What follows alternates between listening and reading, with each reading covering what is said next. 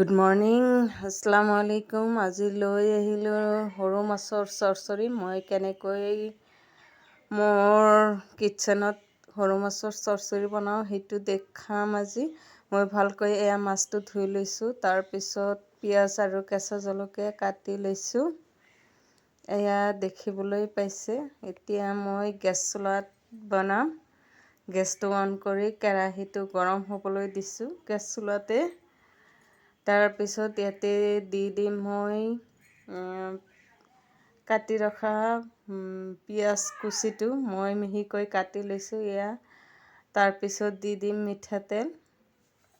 আপোনালোকে যিমানখিনি পিঁয়াজ বেছিকৈও দিব পাৰে। সৰু মাছৰ যিহেতু চৰচৰি, পিঁয়াজটো মোৰ ইমান ভাল নালাগে, সেইবাবে মই অলপ কমকৈয়ে দিছোঁ। যিবিলাকে ভাল পায় সেইবিলাকে অলপ বেছিকৈ দিব পাৰে।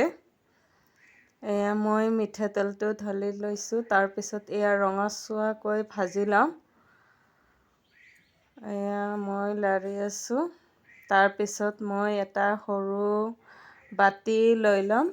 তাতে মই মছলা গুড়িখিনি মিক্স কৰি ল'ম। এয়া মই এটা সৰু বাতি লৈ লৈছোঁ, কাঁচৰ বাতি। তাতে মই 1 চামুচ শুকান জলকীয়াৰ গুড়ি লৈছোঁ।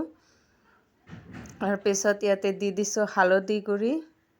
তাৰপিছত মছলা গুড়ি এয়া। তাৰপিছত দি দিম 1 চামুচ নিমখ। আপোনালোকৰ নিমখটো আপোনালোকৰ সোৱাদ অনুসৰি ল'ব, যোনে যিমানখিনি খায় আৰু। তাৰপিছত মই অলপ পানী ঢালি দি ইয়াতে মিক্স কৰি লৈছোঁ ভালকৈ, যাতে গোট বান্ধি নাথাকে। এয়া তাৰপিছত এইটো গৰম তেলত আৰু পিঁয়াজেৰে গৰম কৰি থকা অৱস্থাত এইটো যেতিয়া ৰঙচুৱা হ'ব, তেতিয়া মই গোটেইখিনি মিক্স কৰি থকা মছলা গুড়িখিনি ইয়াতে দি দিছোঁ। তাৰপিছত ভালকৈ লাৰি বাতিটো অলপ ধুই ইয়াতে দি দিম, কেৰাহীত দি দিম।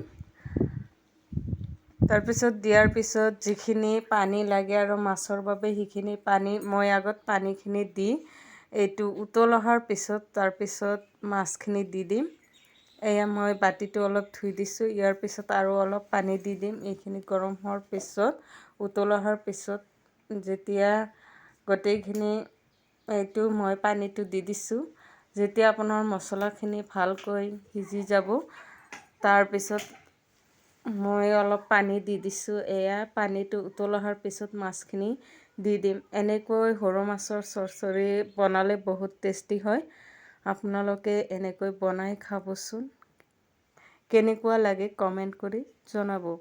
তাৰপিছত এয়া মোৰ পানীখিনি উতল আহিছে। মছলা গুড়ি দিয়াৰ পানীখিনি উতল আহিছে। এতিয়া মই মাছখিনি ইয়াতে ঢালি দিম। ঢালি সমান কৰি দিম, যাতে এক ঠাইত বেছি নহয় আৰু আন ঠাইত নাথাকে, এনেকুৱা নহয়। গোটেই পাত্ৰটোত মিলাই দিছোঁ এয়া। তাৰপিছত এতিয়া আৰু কোনো কাম নাই, এতিয়া ঢাকোন মাৰি থৈ দিম। সেইটো এতিয়া উতল আহিছে। তাৰপিছত এতিয়া মাছটো মই যাতে ভালকৈ সিজে আৰু যিমানে পানীটো শুকাই আহিব, সিমানে মাছটো ভাল হ'ব। মাছৰ জোলটো শুকাই আহিলে মাছটো দেখাত ধুনীয়া হ'ব। মই কেনেকুৱা পৰ্যায়ত নমাইছোঁ আপোনালোকক দেখুৱাই আছোঁ। এয়া মাছটো হৈ গৈছে। এইটো হ'ল মোৰ চৰচৰি। মই বাতিত চাৰ্ভ কৰি দেখুৱাই দি আছোঁ আপোনালোকৰ মাছটো কেনেকুৱা হৈছে আৰু। এয়া বহুত টেষ্টি হয় এনেকৈ মাছটো বনালে। এইটো এতিয়া মই বাতিত ঢালি আপোনালোকক দেখুৱাই আছোঁ। এয়া কিমান ধুনীয়া হৈছে, ধোঁৱা ওলাই আছে গৰমে গৰমে। এতিয়া গৰম ভাতৰ লগত লগ পাই আছোঁ।